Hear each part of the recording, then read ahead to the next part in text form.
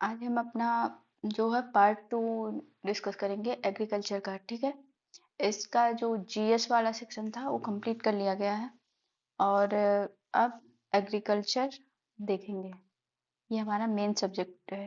ठीक, अब चलते हैं, देखते हैं इसमें क्या पूछा गया है। तो इसका पहला सवाल है कि सूची 1 को सूची 2 से सुमेलित कीजिए तथा सूचियों के नीचे दिए गए कूट से सही उत्तर को चुनिए। ठीक, एक जगह दे रखा प्रजाति और दूसरी जगह दे रखा समष्टि, मतलब उसका पॉपुलेशन क्या था।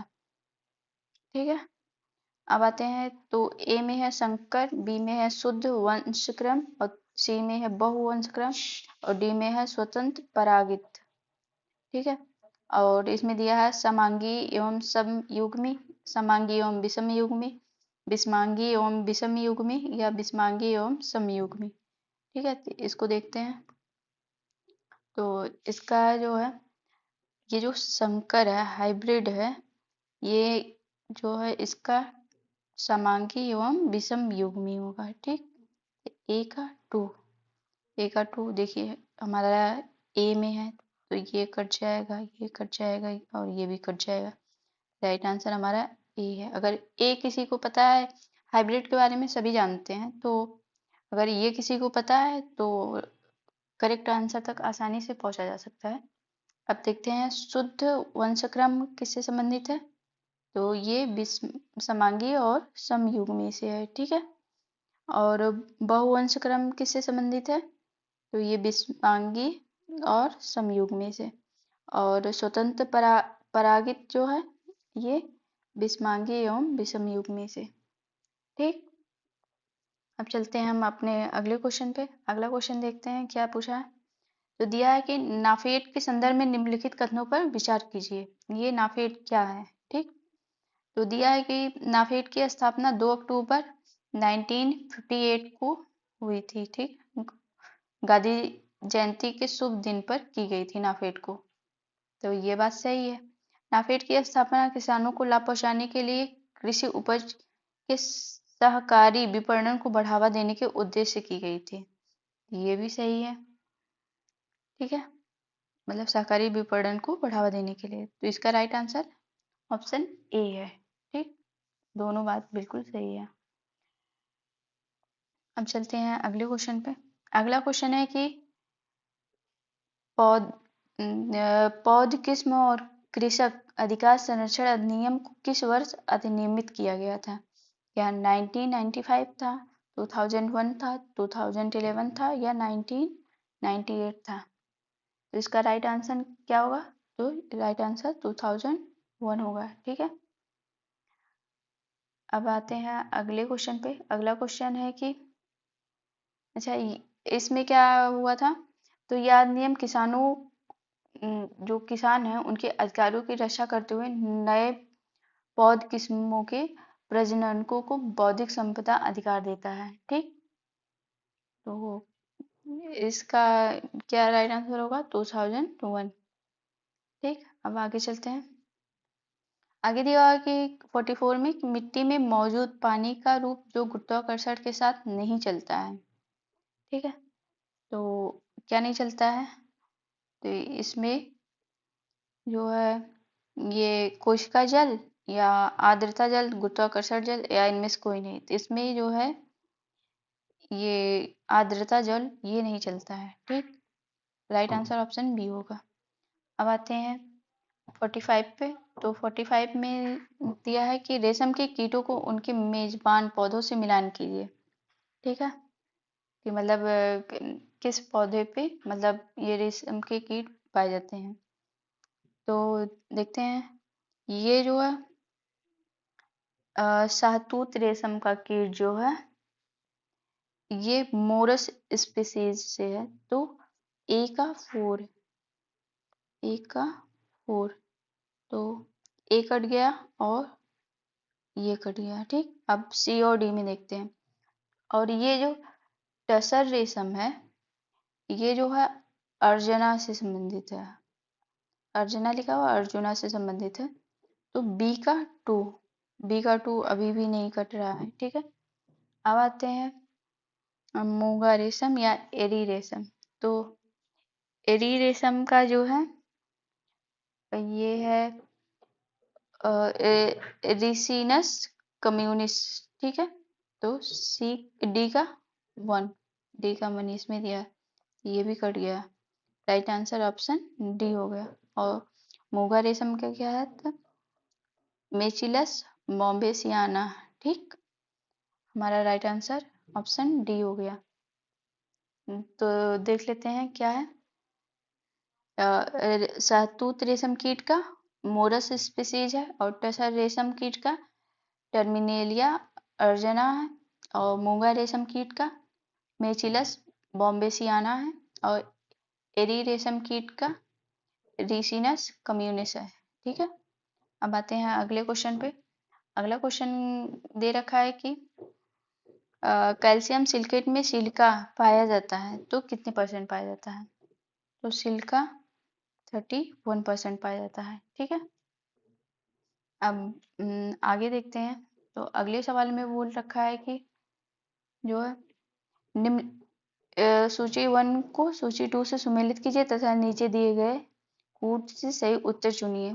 तो ये जीआई टैग मतलब किस क्षेत्र में आम की प्रजाति को जीआई टैग दिया गया है। तो अल्फांसो है, फर्जी जर्दालू है, लक्षण भोग है, सॉरी लक्ष्मण भोग है, और लंगड़ा आम है, ठीक है। तो अल्फांसो, ये हम लोग टीवी में ऐड भी देखते हैं अल्फांसो का। तो इसका अल्फांसो का महाराष्ट्र है, ठीक। तो ए का टू ऑप्शन बी में है। पहला खत्म हो गया, ये भी कट गया और ये भी कट गया। तो हमारे एक ही आंसर से सही उत्तर मिल गया। अब ये जर्दालू, जर्दालू कहाँ है तो ये बिहार में है, ठीक है। और ये लक्ष्मण भोग जो है ये गुजरात में है। वैसे तो इसका वेस्ट बंगाल है, लेकिन यहाँ पे तो ऑप्शन में दिया नहीं, तो इसलिए हम गुजरात से मिलान करते हैं। और लंगड़ा ये उत्तर प्रदेश में है, ठीक है। तो राइट आंसर ऑप्शन बी हुआ। अब आते हैं तो पहली अखिल भारतीय समन्वित अनुसंधान परियोजना जो है AICRP जो है 1957 में किस फसल में शुरू की गई थी। तो क्या चावल के लिए, गेहूं के लिए, मक्का के लिए या बाजरा के लिए। इसका राइट आंसर ऑप्शन सी है, मक्का के लिए शुरू की गई थी, ठीक है।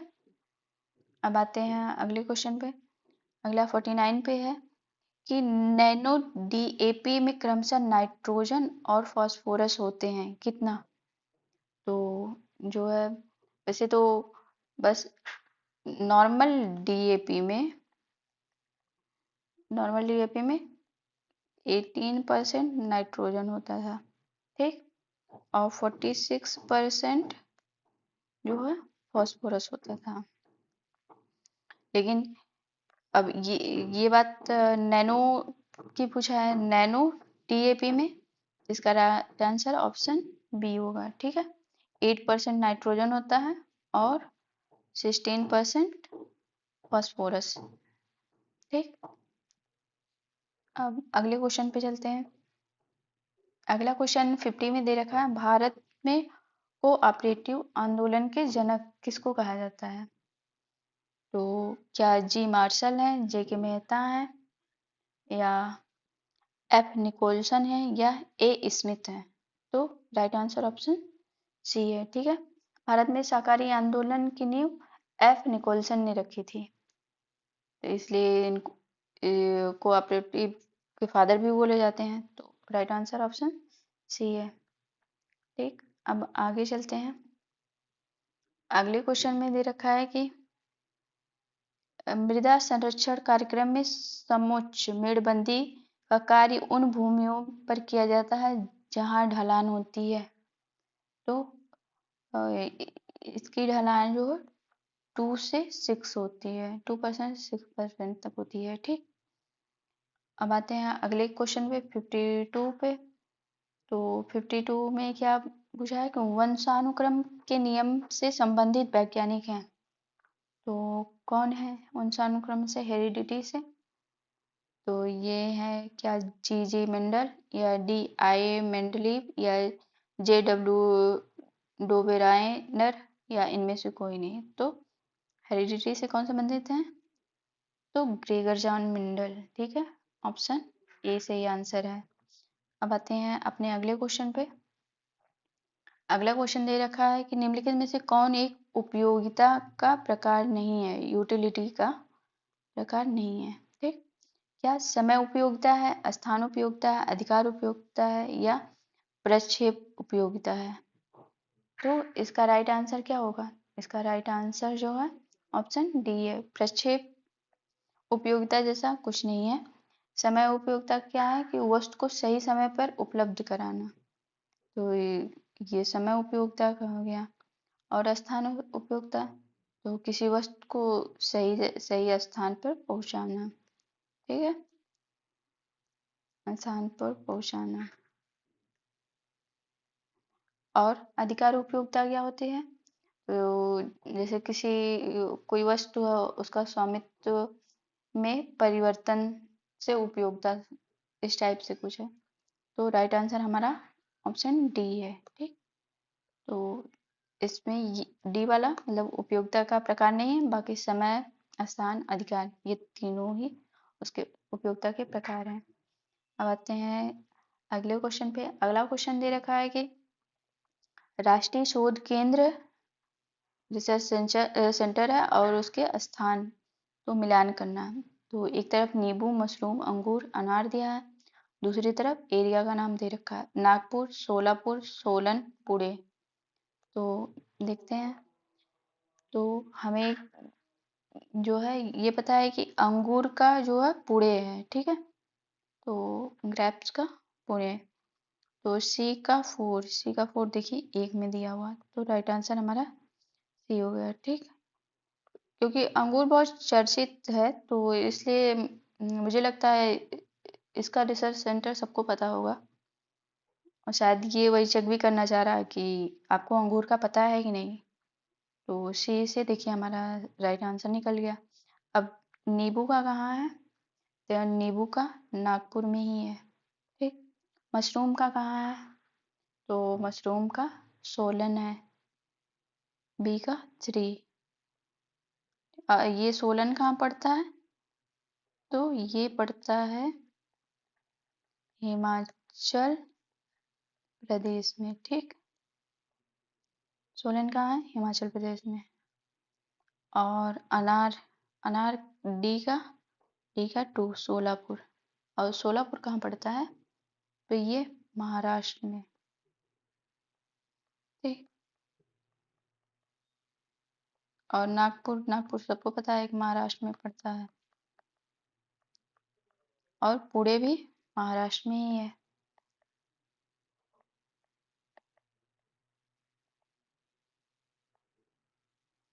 अब चलते हैं अगले क्वेश्चन पे।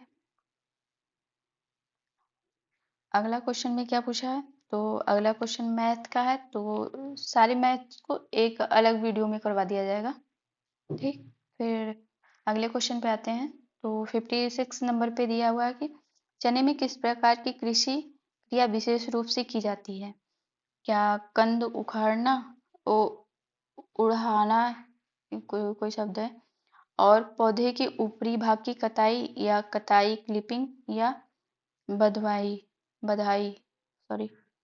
तो राइट आंसर ऑप्शन बी है, पौधे के ऊपरी भाग की कटाई। गांव से जो लोग होंगे वो समझ पा रहे होंगे कि जब पौधा छोटा होता है तो उसका जो ऊपरी ऊपर का पार्ट होता है तो उसको मतलब काट दिया जाता है। कुछ लोग उसको खाने के तौर पे प्रयोग कर लेते हैं। अ, ऐसा माना जाता है कि उससे पौधे की ग्रोथ अच्छी होती है। तो ये वही लिखा है, पौधे के ऊपरी भाग की कटाई। तो हमारा राइट आंसर ऑप्शन बी हुआ, ठीक। अब आते हैं अगला क्वेश्चन पे 57 पे।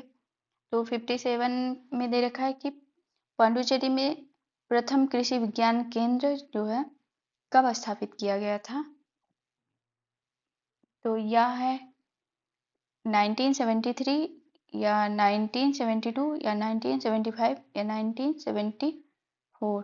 तो इसका राइट आंसर क्या हो जाएगा? इसका राइट आंसर है 1974 में, ठीक है।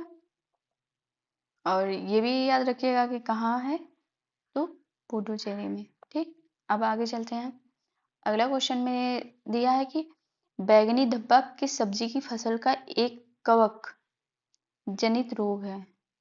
तो फंगस से संबंधित कौन है? क्या पत्ता गोभी में होता है, गाजर में, या फूल गोभी में, या प्याज में? तो हमारा राइट आंसर क्या है? हमारा राइट आंसर ऑप्शन सी है। ठीक है, ये बैंगनी जो धब्बा, ये रोग जो है प्याज में होता है। अब आते हैं अगले क्वेश्चन पे। अगला क्वेश्चन दिया है, सरसों की आरा मक्खी प्यूपेशन कहाँ करती है? क्या तने पे, पत्तियों में, मृदा में, या उपरोक्त में से कोई नहीं? तो यह मृदा में करती है। ठीक है, जो है जैसे लार्वा जो है पत्तियों को खाता है, फिर प्यूपेशन करने के लिए मिट्टी में चला जाता है। तो राइट आंसर ऑप्शन सी है। अब आते हैं अगले क्वेश्चन पे। अगला क्वेश्चन में दिया है कि 60 नंबर पे, निम्नलिखित में से कौन प्राथमिक खनिज का उदाहरण है? प्राइमरी मिनरल्स कौन है? ठीक है, तो इसका है क्या, हेमेटाइट है, माइका है, एपेटाइट है, या जिप्सम है? तो जो है राइट आंसर ऑप्शन बी है, माइका। ये जो है प्राइमरी मिनरल्स का मतलब उदाहरण है। हेमेटाइट क्या है? तो ये द्वितीयक है। और ये किसका है? तो ये लौह का अयस्क है। ठीक है, और एपेटाइट क्या है? एपेटाइट ये फास्फेट से संबंधित है। तो फास्फेट से, ये भी द्वितीयक खनिज है। और जिप्सम, तो ये एक औषधि खनिज है। ठीक है, ये भी द्वितीयक है। तो हमारा राइट आंसर क्या हो जाएगा? Option b, mica. ठीक है, अब चलते हैं अगले क्वेश्चन पे। अगला क्वेश्चन में दिया है कि सूची दी हुई है, तो उसको मिलान करना है। तो देखते हैं क्या दिया है कि सूची 1 को सूची 2 से सुमेलित कीजिए तथा सूची के नीचे दिए गए कूट का सही उत्तर चुनिए। ठीक, तो इसको देखते हैं। पिकनियो बीजाणु है, एसियो बीजाणु है, यूरेडियो बीजाणु है, या टीलियो बीजाणु है? ठीक है, जिसको हिंदी ना समझ में आए तो वो इंग्लिश में देख लेगा। ठीक, तो इसका जो है एसियो बीजाणु का, ये मतलब एसियो बीजाणु किस अवस्था में है? तो ये बी का 1 होगा। ठीक है, मतलब फर्स्ट स्टेज में होती है। ठीक, तो बी का 1। इसमें से देखिए किसी को भी अगर कोई एक पता होगा ना, तो भी वो सही आंसर तक पहुंच जाएगा। तो इसमें देखिए एक ही जगह बी का 1 दिया हुआ है, तो राइट आंसर ऑप्शन ए हो जाएगा। ठीक, अब पिकनियो बीजाणु क्या है? तो ये 0 स्टेज में है। ठीक है, तो 3 हो जाएगा। और जो यूरेडियो है, ये तो ये सेकंड अवस्था में, और टीलियो जो है ये थर्ड अवस्था में। ठीक है, अब चलते हैं अगले क्वेश्चन पे। अगला क्वेश्चन पे दिया है कि जो है एक खनिज को कैल्शियम एवं मैग्नीशियम का स्रोत है, मतलब एक खनिज जो कि कैल्शियम और मैग्नीशियम का स्रोत है, क्या वो डोलोमाइट है, या कैल्सिसाइट है, कैल्साइट है, या बायोटाइट है, या एनोथर्टाइट है, एनोथर्टाइट है, सॉरी। ठीक है, तो इसका राइट आंसर क्या है? तो डोलोमाइट है। ठीक, अब चलते हैं अगले क्वेश्चन पे। अगला क्वेश्चन दिया है कि सहकारी समिति, कोऑपरेटिव सोसाइटी की बात किया है कि किस वर्ष पारित हुआ था। तो अभी देखिए इसका, इसी से संबंधित ऊपर एक सवाल और आया था, और देखिए फिर से आया है। तो यह कब पारित हुआ था? 1904 में, या 1900 में, या 1912 में, या 1908 में? तो इसका राइट आंसर ऑप्शन ए है, 1904 में हुआ था। ठीक है, और इसमें संशोधन कब किया गया? तो 1912 में हुआ था। ठीक, अब चलते हैं अगले क्वेश्चन पे। अगला क्वेश्चन दिया है कि निम्नलिखित में से किस सर्वेक्षण का उपयोग वाटरशेड और शहरी विकास के लिए किया जाता है? तो इसको देखते हैं। यह क्या अर्ध विस्तृत या सामाजिक पर्यवेक्षण, या तेजी से सामाजिक पर्यवेक्षण, या विस्तृत। तो इसका राइट आंसर क्या हो जाएगा? इसका राइट आंसर ऑप्शन डी हो जाएगा। ठीक है, अब आते हैं अगले क्वेश्चन पे। अच्छा, विस्तृत सर्वेक्षण में क्या होता है?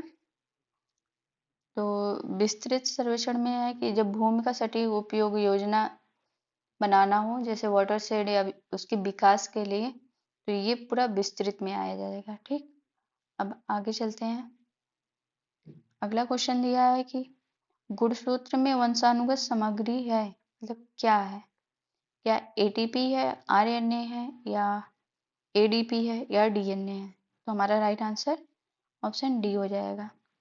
डीएनए जो है, जैसे गुणसूत्र जो होता है, गुणसूत्र में जो है जीन पाए जाते हैं, और जीन जो है, जीन का रासायनिक आधार जो है डीएनए होता है। तो हमारा राइट आंसर ऑप्शन डी हो जाएगा। ठीक, अब आते हैं अगले क्वेश्चन पे, 66 पे।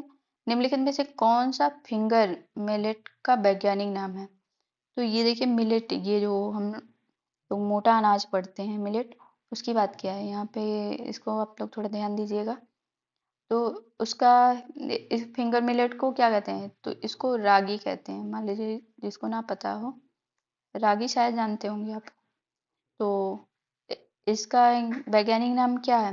क्या पैनिकम मिली मेलिसियम है, या एल्यूसिन कोराकाना है, या सिटेरिया इटालिका है, या पास्पेलम स्क्रोबिकुलम है? तो इसका राइट आंसर ऑप्शन बी है, एल्यूस एल्यूसिन कोराकाना है। ठीक है, एल्यूसिन कोराकाना है। अब आते हैं अगले क्वेश्चन पे। अगला क्वेश्चन है कि अमरूद के फल में शक्कर का रूप अधिक मात्रा में पाया जाता है। तो किसमें? क्या अमरूद में क्या ग्लूकोज पाया जाता है, सुक्रोज पाया जाता है, या लैक्टोज, या फ्रुक्टोज? तो लैक्टोज तो मिल्क में पाया जाता है, दूध में।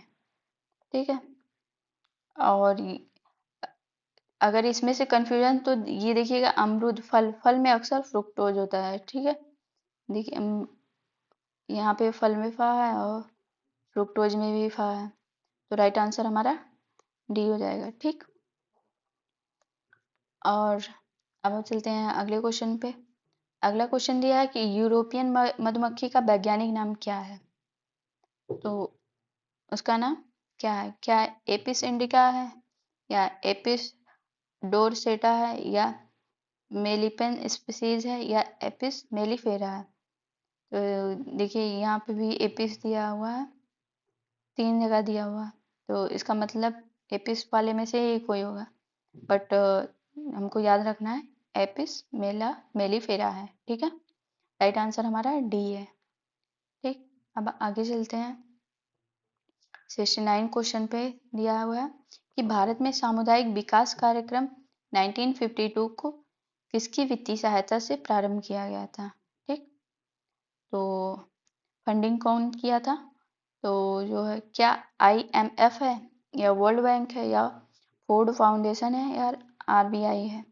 इसका राइट आंसर ऑप्शन सी है। ठीक है, फोर्ड फाउंडेशन। ये कहाँ की है? तो ये USA की है। इन्होंने ये वित्तीय सहायता शुरू किया था। ठीक है, अब आते हैं अगले क्वेश्चन पे। अगला क्वेश्चन है कि ICAR खरपतवार अनुसंधान निदेशालय स्थित है। तो कहाँ स्थित है?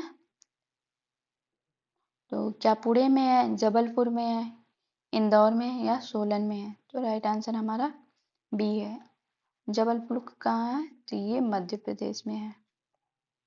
ठीक, देखिए इसमें रिसर्च सेंटर से कई सारे सवाल किए गए हैं, तो आप लोग इस पे ध्यान दीजिएगा। अब आते हैं अगले क्वेश्चन पे। लिखा है कि मृदा के भौतिक वातावरण में सम्मिलित नहीं है। क्या मृदा जल, मृदा हवा, मृदा विद्युत चालकता, या मृदा तापक्रम?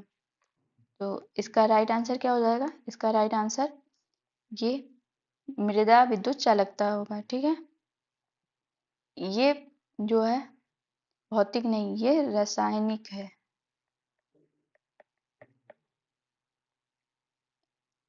ठीक, रासायनिक गुण है। अब चलते हैं अगले सवाल, बाकी ये सब जो है भौतिक है। अब अगले क्वेश्चन पे चलते हैं। अगला क्वेश्चन दिया है कि जो है निम्नलिखित में से कौन सी सूत्रकृमि द्वारा होने वाली गेहूं की बीमारी है?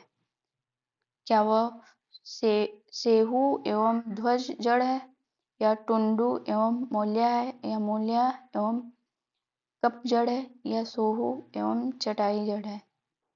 तो देखिए प्रीवियस ईयर के क्वेश्चन पेपर में ना ये टुंडू पूछा हुआ है, तो इसका राइट आंसर ऑप्शन बी है, टुंडू एवं मोलिया ये है। ठीक है, अब आते हैं अगले क्वेश्चन पे। अगला क्वेश्चन दिया हुआ है निम्नलिखित में से कौन सा सही सुमेलित नहीं है?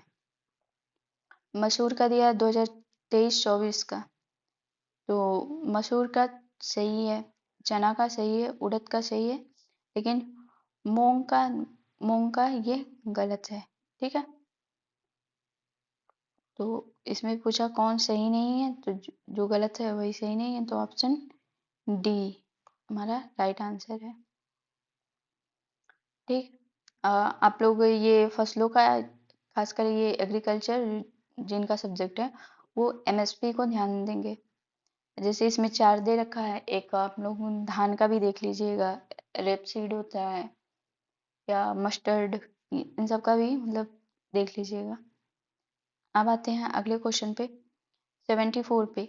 80% से अधिक आर्द्रता पर केले के भंडारण के लिए अनुशंसित तापक्रम क्या है? मतलब अगर बनाना का भंडारण करना है तो उसका तापक्रम कितना होना चाहिए? क्या 10 से 15 डिग्री सेल्सियस, या 5 से 10 डिग्री सेल्सियस, या 15 से 20 डिग्री सेल्सियस, या 2 से 5 डिग्री सेल्सियस? तो इसका राइट आंसर क्या हो जाएगा? राइट आंसर ऑप्शन डी है, 2 से 5 डिग्री सेल्सियस। अब आते हैं 75 पे। तो 75 में दे रखा है कि इकाइनोक्लोआ फ्रेमेंटेसिया वैज्ञानिक नाम है किस चीज का? झंगोरा का, ज्वार का, मंडुआ का, या बाजरे का? जिसका राइट आंसर ऑप्शन ए है। ठीक है, झंगोरा जो है एक मिलेट का पौधा है, तो उसी का नाम है। ठीक, राइट आंसर हमारा ए हुआ। इसमें बस इतना है, फिर अगला